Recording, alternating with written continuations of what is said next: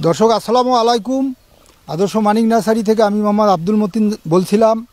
আপনারা হয়তো জানেন যে এই আদর্শ মানিক নার্সারি 1992 সালে প্রতিষ্ঠিত। এখন বর্তমান 52 বিঘা জমিতে এই নার্সারিটা অবস্থানরত। রংপুর বিভাগের নীলফামারী শহর থেকে 8 থেকে 10 কিলোমিটার পাকা রোডের পাশেই। আপনারা বাংলাদেশের যে কোনো প্রান্ত থেকে আমাদের নার্সারি খুব ইজি ওয়েতে আসতে পারবেন। এখন অনলাইনের যুগ, প্রযুক্তিগত যুগ।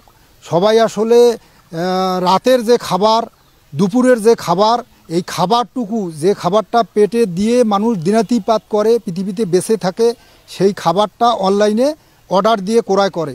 সেই সূত্র ধরেই আমাদের এই আদর্শ মানিক নার্সারিতে 800+ প্রজাতির চারা সংগ্রহ করেছি আমরা গত 7-8 বছর থেকেই। নাই বলতে কোনো শব্দ নাই, কোনো ওয়ার্ড নাই। পৃথিবীর সব ধরনের বিক্রয় উপযোগী চারা আদর্শ মানিক নার্সারিতে পাবেন। আপনারা পুষ্ট চারা আপনারা পুষ্ট চারা দেখে শুনে ভিডিও কলের মাধ্যমে নিতে পারবেন বাংলাদেশের যে কোনো অঞ্চলেই।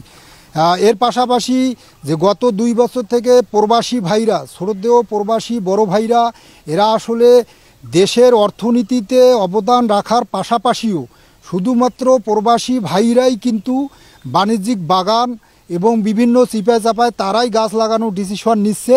এই কারণেই যে বাংলাদেশে শুধু অর্থনীতির সাপোর্ট দিলেই হবে না, বাংলাদেশকে প্রাকৃতিকভাবেও টিকিয়ে রাখতে হবে। তা এই সূত্রে একটা কথা না বললেই নয়। আমি ছোটোবেলায় পড়ছিলাম যে বাংলাদেশকে টিকিয়ে রাখতে গেলে 25% বনভূমির প্রয়োজন, কিন্তু এখন পর্যন্ত এখনও আমি বিভিন্ন কারেন্ট অ্যাফেয়ার্স, বিভিন্ন পত্রিকায়, বিভিন্ন চ্যানেলে দেখতে পাই যে 17-18-র উপরে পার্সেন্টেজ এগিয়ে যায় নাই। সুতরাং আমার বাংলাদেশের এবং পৃথিবীর প্রতিটা দেশেই বাংলাদেশের যে মানুষ কর্মরত আছে তাদের কাছে আমার অনুরোধ, বাংলাদেশ কেন 25% বনভূমিতে এগিয়ে থাকলো না? আমাদের যে জনগণ তারা তো কম শিক্ষিত নয়, তারা তো একেবারেই মূর্খ না। বাংলাদেশ কিন্তু এখন শিক্ষার দিক দিয়ে চিন্তা করলে অনেক এগিয়ে, আবার বিভিন্ন যে প্রযুক্তিগত দিক থেকে এগিয়ে। তাহলে আমরা বনভূমিতে কেন এগিয়ে নাই? আসেন আমরা আদর্শ মানিক নার্সারিতে এইরকম ব্র্যান্ড নার্সারি থেকে আমরা প্রতিটা গাছ সংগ্রহ করব সুলভ মূল্যে, এবং পুষ্ট চারা, অবশ্যই পুষ্ট চারা সংগ্রহ করে আমরা চিপায় হোক চাপায় হোক ছাদে বিভিন্ন জায়গায় বিভিন্ন কোয়ালিটির গাছ আমরা রোপণ করব। বাংলাদেশের বনভূমিকে রক্ষা করব, পৃথিবীর মানুষকে টিকিয়ে রাখব। এই সূত্রে হযরত মুহাম্মদ সাল্লাল্লাহু আলাইহি সাল্লাম বলছিলেন যে যদি শোনো কাল কিয়ামত, আজ একটি গাছ লাগাও।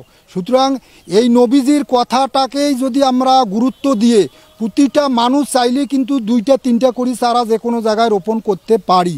যদি আমরা এরকম ওয়ে না থাকে, তা বাংলাদেশে অনেক কিন্তু পতিত জায়গা আছে, সরকারি জায়গা, রাস্তায় অনেক জায়গা আছে ভাই, সেখানেই আপনি 2টা কাঠের চারা 50-100 টাকা দিয়ে নিয়ে রোপণ করেন না। শুধু আপনার উপকার না, পুরা পৃথিবীর 18,000 মাকলুকাতের উপকার হবে।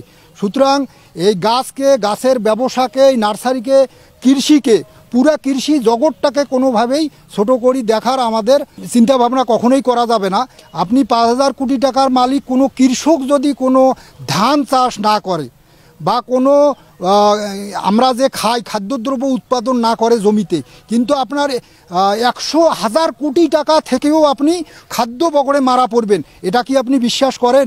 সুতরাং বাংলাদেশের প্রতিটা মানুষের কাছে আমার অনুরোধ, হিন্দু বৌদ্ধ খ্রিস্টান সকলের কাছে আমার অনুরোধ, আপনারা প্রকৃতিকে অবশ্যই গুরুত্ব দিয়ে সবাই পারলে একটি করে চারা রোপণ করবেন। এই আদর্শ মানিক নার্সারি আসার দাওয়াত রইল সবাইকে।